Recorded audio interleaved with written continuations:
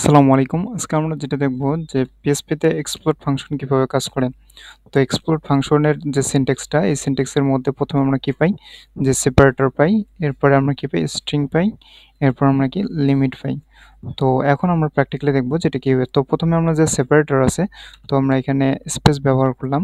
তারপরে স্ট্রিং, তো স্ট্রিং এর মধ্যে আমরা একটা স্ট্রিং পাস করে দেব। তো এখানে লিখলাম যে hello Bangladesh.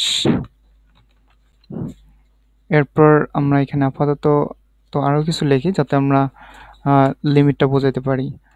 How are you? Okay, hello Bangladesh, how are you?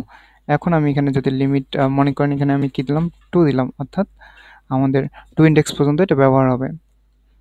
তো এখন এটা কিভাবে কাজ করে এক্সপ্লোরটা? আরেকটা বিষয় হলো যে এক্সপ্লোর আমার যে কনভার্ট করে কি স্ট্রিংটাকে কিসে কনভার্ট করে? অ্যারেতে কনভার্ট করে। যেহেতু এক্সপ্লোর স্ট্রিংটাকে কিসে কনভার্ট করবে? আমার অ্যারেতে কনভার্ট করবে, তাহলে আমার এটাকে প্রিন্টও করতে হবে অ্যারেতে। তো এটাকে আমরা একটা ভেরিয়েবলের মধ্যে রাখি যাতে আমরা এটা বুঝতে পারি যে কি লিখবো। এটা যেহেতু স্ট্রিং, তো আমরা স্ট্রিং নিলাম। ওকে, আমরা একটা স্ট্রিং নিলাম। এখন এটাকে কি করব? আমি প্রিন্ট করব। প্রিন্টার ব্যবহার করি, যেহেতু অ্যারেতে কনভার্ট করবে এই কারণে মূলত str অল গুড। এখন আমরা যদি রান করে দেখি তাহলে দেখি কি অবস্থা। ওকে, দেখেন এখানে ইন্ডেক্স 1 এবং ইন্ডেক্স 2। এখন এটা কিভাবে কাজ করলো? যে আমরা এখানে কি চাইছিলাম যে ইন্ডেক্স দুইটার লিমিটের মধ্যে আসবে, তো এখানে এটাকে দুই ভাগে ভাগ করছে এবং কিসের মাধ্যমে?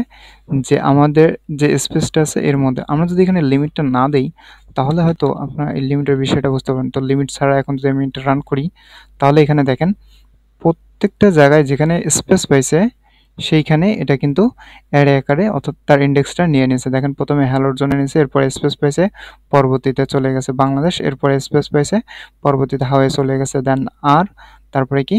ইউ। ওকে, এখন আমি যদি এখানে লিমিট দিই, মনে করেন আমি চাচ্ছি যে এখানে 3 ইন্ডেক্স পর্যন্ত আসবে, তাহলে এখানে কি কি আসতেছে? হ্যালো আসতেছে, বাংলাদেশ আসতেছে এবং পরে বাকিটা একসাথে নিয়ে আসবে। তো দেখি আমরা কি হয়।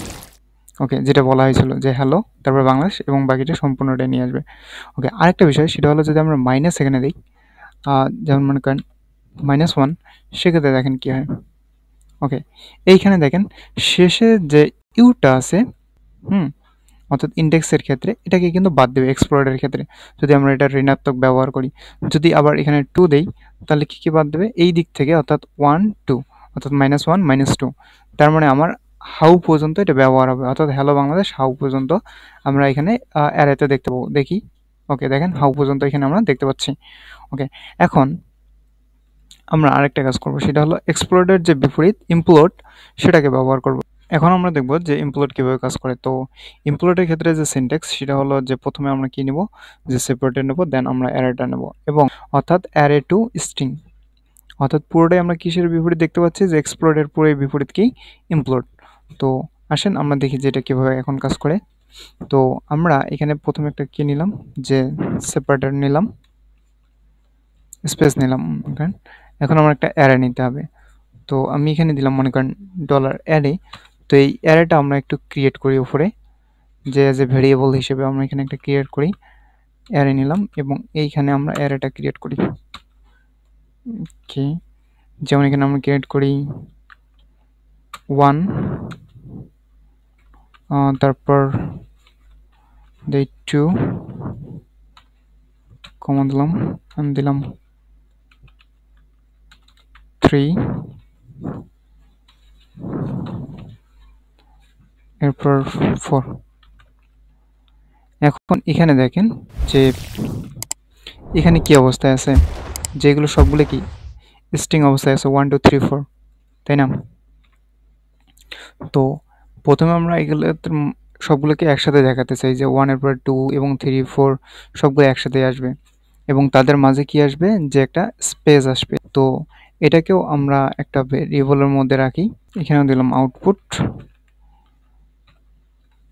ওকে, এখন যেহেতু এটা আমার কি আকারে প্রকাশ করবে? যে ইমপ্লোরটা কি আকারে প্রকাশ করবে? স্ট্রিং আকারে। তাহলে আমরা এখানে ইকো করতে পারি, ইকো $আউটপুট, $আউটপুট।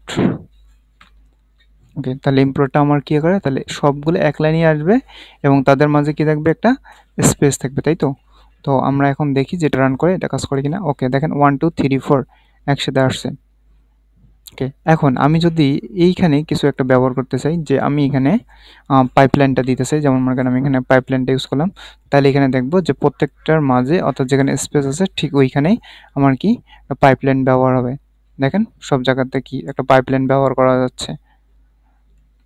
ওকে, তাহলে ঠিক ইমপ্লোডের মতোই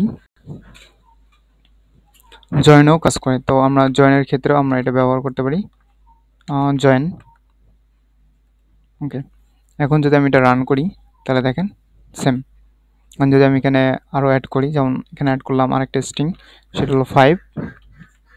তো সেক্ষেত্রে আমরা সেম জিনিসটাই দেখতে পাবো যে 1 2 3 4 5 এবং প্রত্যেকটার ক্ষেত্রে পাইপলাইন। আপনি চাইলে এখানে যদি অন্য, অর্থাৎ আপনি এখানে সেপারেটর হিসেবে যাই ব্যবহার করবেন এখানে তাই দেখাবে। তো এখানে দেখি, তো দেখেন প্রত্যেকের ক্ষেত্রে স্ট্যাটিক্স একটা সাইনটা দেখাচ্ছে বা চিহ্নটা দেখাচ্ছে। So thank you.